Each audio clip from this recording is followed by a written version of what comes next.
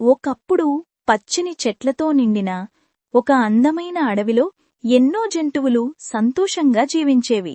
అందులోని ఒక పెద్ద సింహం ఆ అడవికి రాజు ఒక చెట్టు నీడలో గాఢనిద్రలో పడుకుంది.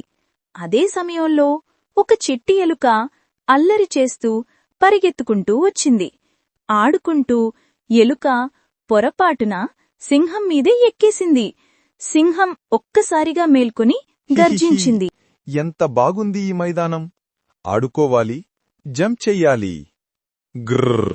నువ్వెవడ్రా నామీద నడుస్తున్నది? అయ్యో రాజా, క్షమించండి, పొరపాటయింది. దయచేసి నన్ను విడిచిపెట్టండి. ఒకరోజు నేను కూడా మీకు సహాయం చేస్తాను. నువ్వు చిట్టి ఎలుక, నాకే సహాయం చేస్తావా? అయినా సరే, వెళ్ళిపో. కొన్ని రోజుల తర్వాత సింహం వేటగాళ్ల వలలో చిక్కుకుంది. ఎంత ప్రయత్నించినా బయటకు రాలేకపోయింది. ఓహ్, ఎవరు నన్ను కాపాడుతారు? ఆ శబ్దం విని చిన్న ఎలుక వచ్చింది. తన చిన్న పళ్లతో వల కొరుక్కొరుక్కొరుక్కుంది. రాజా, ఆందోళన పడొద్దు, నేను ఉన్నాను. వలని కొరికి కాపాడేస్తాను.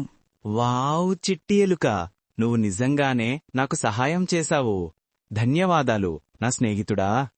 హిహి, చూశారా, చిన్నవాడిని తక్కువగా చూడకూడదు కదా. ఇక ఆ అడవిలో అందరికీ ఒక గొప్ప పాఠం తెలిసింది.